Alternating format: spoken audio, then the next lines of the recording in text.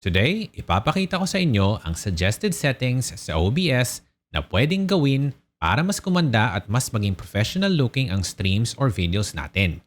Kaya, without further ado, let's go!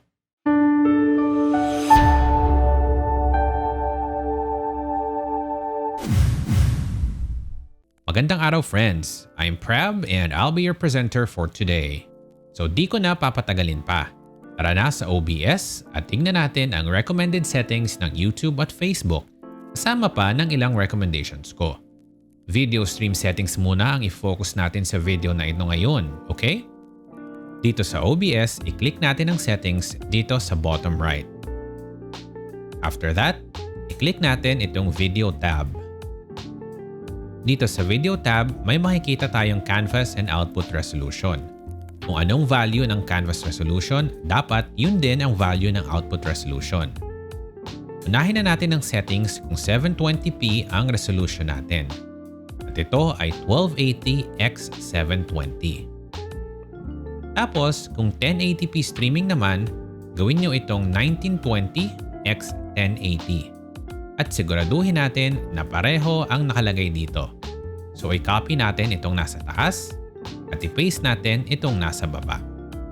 Ang next na titignan natin ay itong downscale filter. Kung kaya ng CPU nyo, ang piliin natin ay ang pinakamataas na setting, which is 36 samples.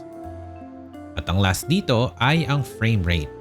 So sa frame rate naman, dalawa ang pinaka-common, ang 30 frames per second at 60 frames per second. Kung ang video nyo ay medyo action-packed or may mga mabibilis na movement, ang piliin nyo ay 60 frames per second. Otherwise, 30 frames lang para naman hindi ganun kabigat dahil malaki yung file. Next is hit apply. Next, punta tayo sa audio tab. So una, ang sample rate. Ang recommended ng YouTube ay 44.1. Before we proceed any further sa point na to, gusto ko banggitin na personal recommendation ko naman ang pagdi-disable ng lahat ng audio devices dito. Minsan kasi, kapag may ibang desktop noises tulad ng notifications from Facebook Messenger, Viber or iba pa, pumapasok itong mga to kapag nakaset ito for auto. Siyempre pag nangyari yon, ruined ang stream natin. Ayaw nating mangyari yon. Kaya, di-disable natin at manually natin to i-add later on.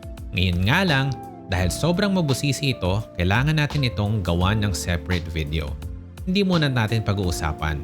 Kasi nga, kagaya ng nabanggit ko sa una, video streaming settings muna ang i-focus natin sa video na ito. So, hit apply. Now, sa output tab naman tayo. Pagdating sa tab na ito, malamang ang output mode na nakalagay ay simple. Ito yon dito sa pinakataas. Kapag naka-simple, ilipat natin siya sa advanced kasi gagawin natin ang exact na settings na gusto niyang YouTube. Ngayon may 4 na tab dito sa taas. Dito muna tayo sa streaming tab. So first, audio track. Piliin natin ang track 1. Next, sa encoder. Kung ang graphics card mo ay NVIDIA NVENC ang pipiliin mo. Kung AMD naman, H.264 AVC encoder ang pipiliin mo. Otherwise, X.264. Ngayon, bakit hindi ko recommended na piliin ang X.264? Kasi kapag X.264, CPU mo ang gagamitin. Imbes na pwede mong gamitin ang processing power ng computer mo para sa ibang bagay, matatali ito sa video encoding. At ayaw nating mangyari yon. Next, punta tayo sa rate control method. Ang recommended ng YouTube ay CBR or constant bitrate.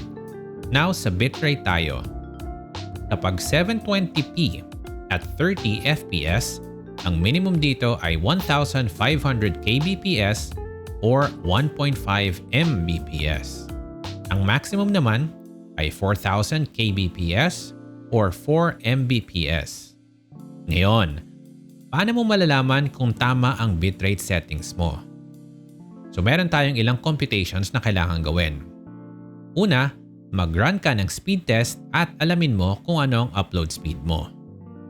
Pagkatapos, ikumpara mo ito sa bitrate mo dito sa OBS at i-multiply mo yung value na yon by 1.5. Magulo ba? So ito, bigyan natin ng example. Kung ang maximum bitrate mo ay 4 kbps or 4 mbps, i-multiply mo by 1.5. Ang sagot nun ay 6,000 kbps or 6 mbps. Ibig sabihin nito, ang minimum na upload speed mo dapat na nakuha sa speed test ay 6 mbps. Ngayon, kung 60 fps naman, kailangan ng mas mataas na bitrate. Kaya ito ang values. Minimum natin is 2,250 kbps or 2.25 mbps. Ang maximum naman ay 6,000 kbps or 6 mbps.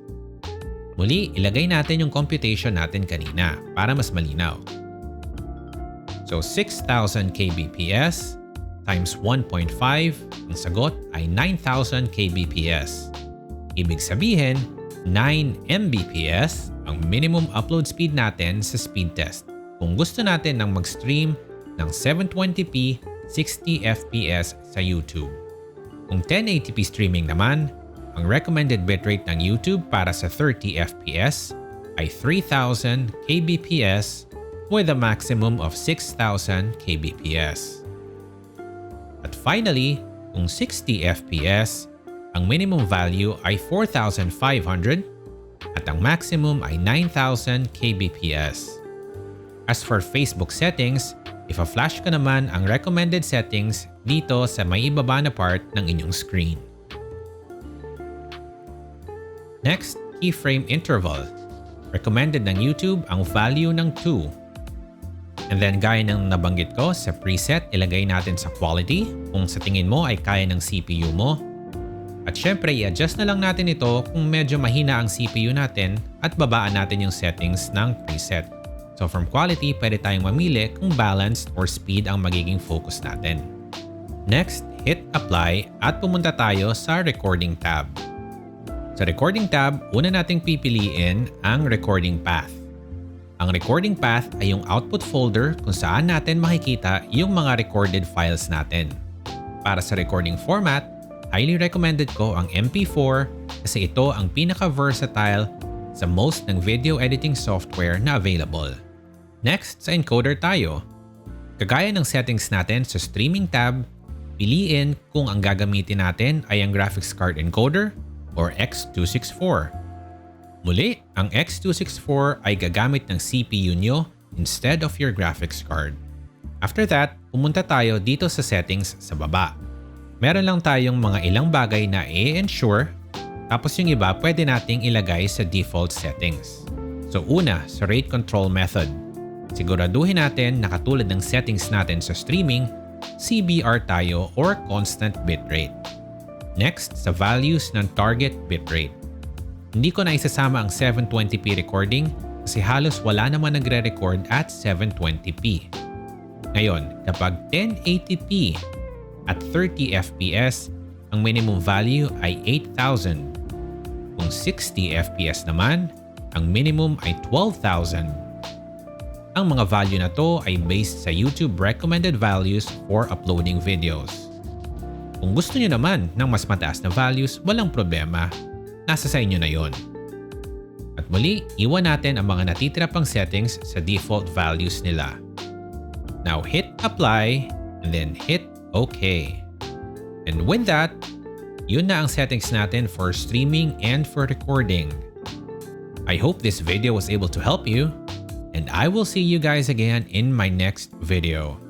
Until then, stay tuned and take care.